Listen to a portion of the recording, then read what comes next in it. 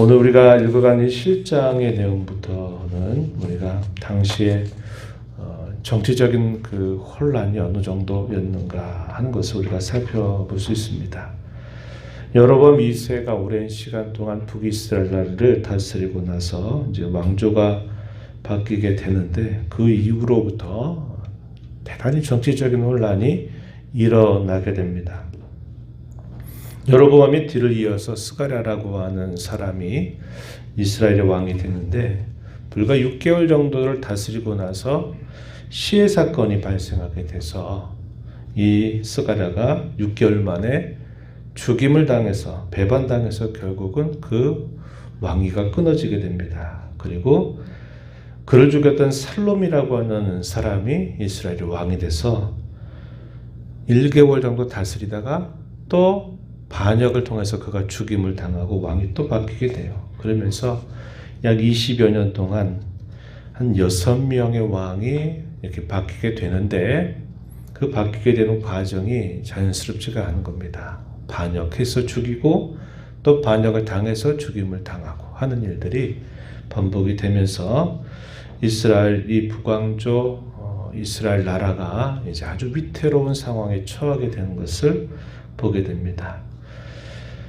진정한 그들의 왕 대신 하나님을 향하여 신실하지 못하고 하나님을 거절하게 되는 그들의 오랜 죄의 습성들이 시간이 지나면서 자신들의 왕들도 권세를 얻기 위해서 배반해서 그 전에 왕을 죽여서 자기가 왕이 되지만 또다시 그도 또 배반을 당하여서 죽임을 당하는 이런 정치적인 혼란들이 계속 거듭되는 것을 보게 됩니다. 그리고 나서 얼마 시간이 지나지 않게 되면서 결국은 북이스라엘 나라가 역사 속에서 패망을 당하게 되는 사건이 발생하게 된다 하는 겁니다. 그래서 그들의 종교적인 혼란, 영적인 혼란이 그들의 정치적인 혼란으로 이어지게 되면서 나라는 걷잡을 수 없는 상태로 파국으로 향하는 그런 모습들이 우리가 보게 된 것이죠. 그 내용들이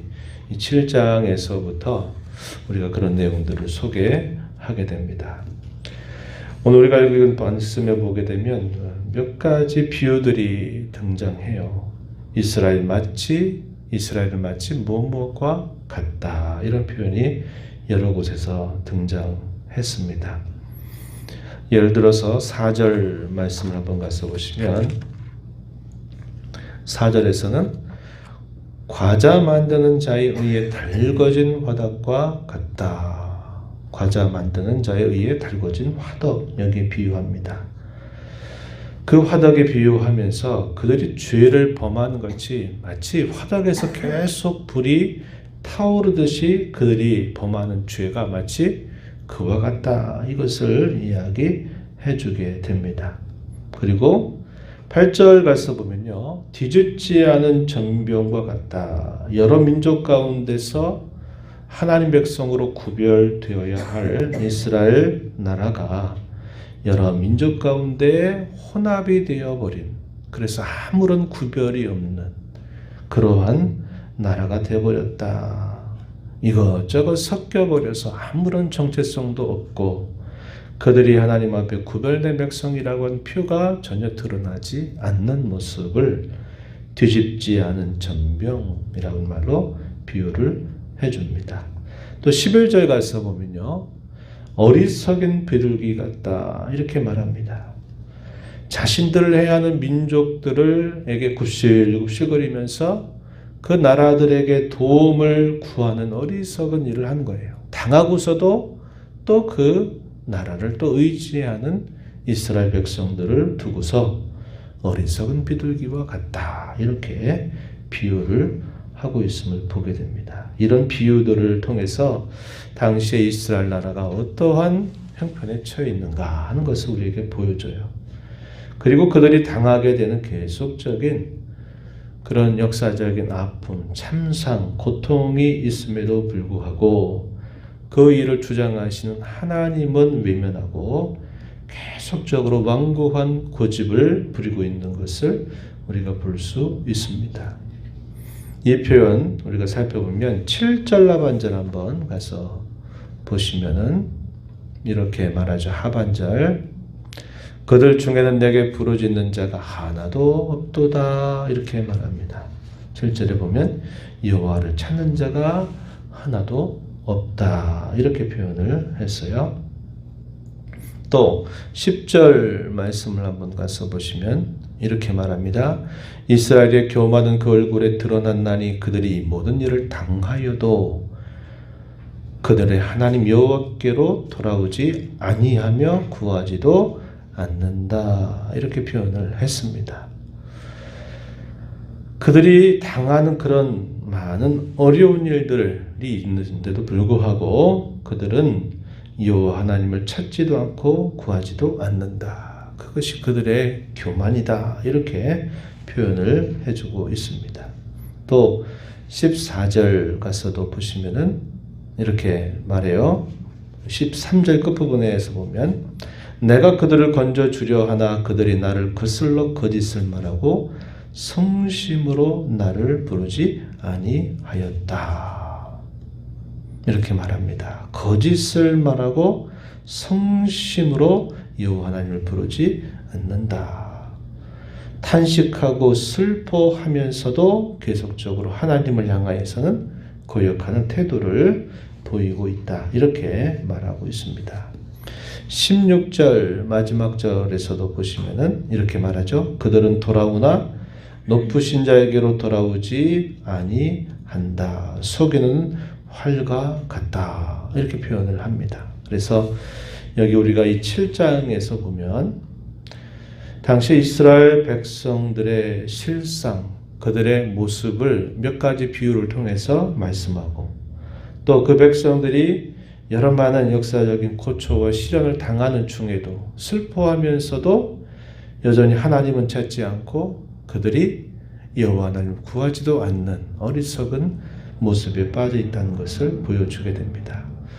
이러한 그들의 반응은 결국은 그들의 그 당시의 영적인 실상이 어느 정도로 어두워졌는가, 또 그들이 영적으로 얼마나 완고한 상태에 있는가, 그까지 갈 때까지 가겠다 고집하는 그들의 모습이 이런 방식으로 표현되고 있다는 것을 우리가 보게 되는 겁니다. 하나님의 은혜가 아니면요, 우리는 항상 어떤 일을 당해도 내가 하나님을 찾고 구하는 길로 자연스럽게 가지 못합니다. 우리 사람이 갖는 가장 치명적인 실수나 잘못이나 오류가 뭐냐? 항상 어떤 일을 시작해서 나 자신으로 돌아오는 거예요. 결국 뭔가 좋은 일을 하는 것 같고 뭔가 하나님을 구하는 것 같은데 결국 돌아오는 길은 내 하고 싶은 대로, 내 뜻대로, 내 마음대로 결국 행하고 내 마음대로 판단하고 내 마음대로 살아가는 태도입니다. 이것이 부패한 모든 인생들이 가는 피할 수 없는 길이 바로 이것이다 하는 것을 성경 우리에게 분명하게 가르쳐줘요. 우리는 하나님께로 돌아가고 하나님을 찾고 하나님을 의지하게 될 때 그것이 우리에게 회복의 길이고 살 길이고 부흥케 되는 일이고 그분의 은혜 안에서 하루하루를 머물러 살아가는 일임을 잊지 말아야 하고, 그렇게 하는 일조차도 하나님께서 우리를 불쌍히 여기서 우리를 긍휼히 여겨주지 아니하신다면 그 일이 되지 않는 거예요. 그건 우리가 경험을 통해서 너무나 잘 알고 있는 바입니다. 내가 하나님 앞에 하나님 도와주세요. 도와주세요. 내가 10번, 100번, 1000번 그렇게 말만 하면 하나님 그래 내가 너 도와준다 이렇게 하시지 않는 거예요. 무엇이 먼저입니까? 우리의 마음의 깊은 곳으로부터 하나님을 찾고 구하는 그 심령이 되지 않으면 입술로 내가 하나님 앞에 도와달라고 하나님께 내가 가겠다고 이렇게 말한다 해서 그게 바로 되는 일이 아닌 거예요. 우리의 마음의 중심이 그것으로 향해야 되고 거기에 우리의 깊은 영혼의 부르짖음이 거기에 있지 않는 한, 그리고 그 무엇보다도 하나님께서 우리를 불쌍히 여기시는 그분의 은혜가 아니고서는 우리 스스로조차도 돌아갈 수 없는 것이 바로 이러한 모습임을 알게 돼요. 하나님께 늘 은혜를 구해야 될 이유가 바로 여기 있습니다. 우리의 마음이 늘 겸비하고 우리의 심령이 부드러운 마음이 되어서 하나님의 은혜 안에 늘 머물 수 있는 그런 것은 오직 우리가 하나님 앞에 그분의 은혜를 힘입지 않고선 결코 이루어지는 일이 아님을 우리는 알게 돼요. 이게 우리의 경험이고 성경이 우리에게 가르치고 있는 확고한 가르침의 내용인 것이에요. 그래서 우리는 끊임없이 어떤 일들을 당하게 될 때 하나님의 도우심과 은혜가 아니면 또 우리의 마음을 굳게 붙잡지 않으면 결국은 나 자신에게로 돌아와요. 아무리 선하고 좋은 일들을 시작해도 결국 내게로 돌아갈 수밖에 없는 그런 실수, 치명적인 잘못이 우리에게 늘 있기 때문에 하나님의 은혜를 늘 겸손하게 구하는 자로 살아가야 되고 어떤 일과 사건들 속에서 우리가 먼저 생각해야 될 것은 하나님을 섬기는 바른 길이 무엇인가를 먼저 찾는 자세를 가져야 되고 내 생각과 내 뜻을 포기하고 접어버리고 그것을 떨쳐버리는 자세를 가져야 됨을 우리는 잊지 말아야 한다는 겁니다. 곤란과 위기 가운데 그럴 때라도 하나님을 진심으로 찾는 것이 참된 지혜이고 그것이 참으로 복된 길임을 우리는 알고 늘 하나님의 은혜를 목말라 하고 그분 안에 살기를 기뻐하고 소원하면서 저와 여러분의 남은 삶을 살아가게 되기를 진심으로 바랍니다. 하나님 아버지 감사합니다. 지난밤에도 저희에게 힘을 주시고 이 새벽 시간 저희들을 깨워주셔서 찬양드리며 주시는 말씀을 또다시 듣게 하신 것을 감사드립니다. 저희의 눈과 마음과 귀를 언제나 열어주셔서 주께서 이런 말씀들을 하시는 것이 나와 무슨 상관인가 하는 그런 냉담한 반응이 아니라 이러한 말씀을 구절구절 살펴보면서 저희들 자신들을 깊이 살펴보게 하시고 하나님의 마음을 알고 우리의 연약함과 부족함을 늘 깨닫는 저희가 되어서 하나님의 은혜를 늘 목말라 하고 겸비하고 온유하고 부드러운 마음을 갖고 늘 은혜 안에서 머물러 살아가는 저희들의 삶이 되게 해주시기를 간절히 바라옵나이다. 주의 은혜가 아니면 우리가 아무리 선하고 좋은 것들을 구해간다 할지라도 늘 결과적으로는 저희 자신에게로 돌아갈 수밖에 없는 그런 연약함이 늘 저에게 있음을 알게 하여 주셔서 언제든지 하나님의 뜻이 무엇이고 하나님을 어떻게 섬겨야 될 것인가를 늘 마음에 생각하면서 저희의 남은 삶을 주 앞에 살아가는 복된 성도들 그러한 교회로 저희들을 세워 주시옵소서. 오늘도 주의 선하신 손길로 저희들의 걸음걸음을 인도하시고 계속 진행되는 예배당 공사에도 하나님께서 은혜를 계속 베풀어 주셔서 안전하고도 순조롭게 이 모든 일들이 잘 진행되도록 보살펴 주시옵소서. 은혜의 보호자 앞에 나와서 아버지 은혜를 구하는 모든 심령들의 간구를 기울여 주시고 응답하여 주시기를 바라며 예수님 이름으로 기도하옵나이다. 아멘.